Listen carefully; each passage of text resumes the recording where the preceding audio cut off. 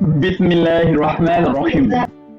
বন্ধুরা, পড়তে বসার নাম শুনলেই কি আপনার মনে হয় আর না, এটা তো আমার জন্য না? পড়ার সময় মন যেন কোথায় উড়ে যায়, আর পড়ার প্রতি ইচ্ছাটা যেন একেবারেই শেষ। তাহলে আজকের এই ভিডিওটি একদম আপনার জন্যই। ঠিকই শুনেছেন। চলুন দেখে নিই কিভাবে পড়ার মনোযোগ বাড়ানো যায় এবং কিছু অসাধারণ স্টাডি হ্যাকস যা আপনার পড়াশোনাকে করে তুলবে আরো সহজ এবং মজাদার। এক, সমস্যা চিহ্নিতকরণ। প্রথমে চিন্তা করুন, পড়তে বসলে কেন মন বসছে না। আশপাশের অনেক বিঘ্ন ঘটে। হয়তো মোবাইল ফোন বারবার বেজে উঠছে, বা হয়তো পড়ার বিষয়টা মনে হচ্ছে একঘেয়ে। এই সমস্যাগুলো সবার ক্ষেত্রে ঘটতে পারে, কিন্তু এগুলো চিহ্নিত করা আর সমাধানের পথে হাঁটাই হলো প্রথম ধাপ। দ্বিতীয় ধাপ, নির্দিষ্ট লক্ষ্য নির্ধারণ করা। পড়াশোনায় মনোযোগ বাড়ানোর সবচেয়ে ভালো উপায় হলো নির্দিষ্ট লক্ষ্য নির্ধারণ করা। আপনি পড়তে বসার আগে ভাবুন, আজ আমি কত পৃষ্ঠা পড়ব, কতটা সময় ধরে পড়ব। ছোট্ট ছোট্ট লক্ষ্য পৌঁছানোর জন্য আপনার সহজেই বড় লক্ষ্য অর্জন করতে পারবেন। লক্ষ্য নির্ধারণ করতে পারলে কাজটা আর কেমন অসহ্য মনে হবে না। তিন, পড়ার সময় ও স্থান ঠিক করুন। একই জায়গায় সবসময় পড়তে বসুন। পড়ার নির্দিষ্ট সময় নির্ধারণ করুন।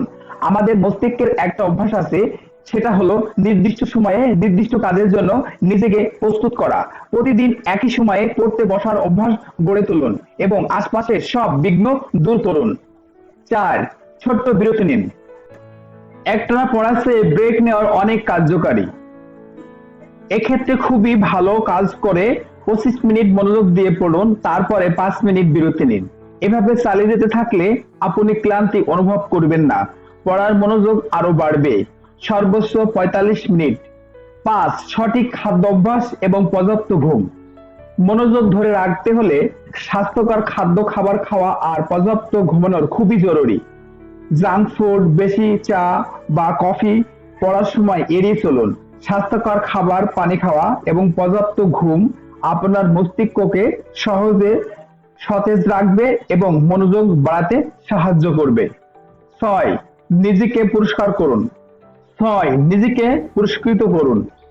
অধ্যবসায় শেষ করলে নিজেকে ছোট্ট ছোট্ট পুরস্কার দিন। যেমন প্রিয় মুভি দেখুন, প্রিয় খাবার খান। পুরস্কার দিলে পড়ার প্রতি আগ্রহ বাড়বে এবং পরের বার পড়তে বসতেও ভালো লাগবে। এই টেকনিক অবলম্বন করলে আপনার স্টাডি আরো ডেভেলপমেন্ট হবে।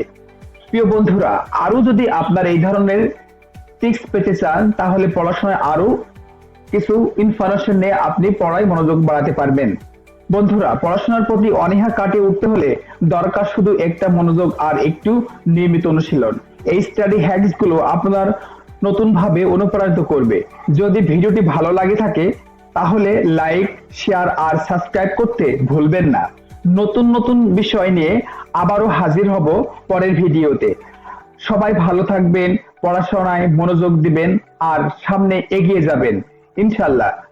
ততক্ষণ পর্যন্ত ভালো থাকবেন, সুস্থ থাকবেন। আল্লাহ হাফেজ।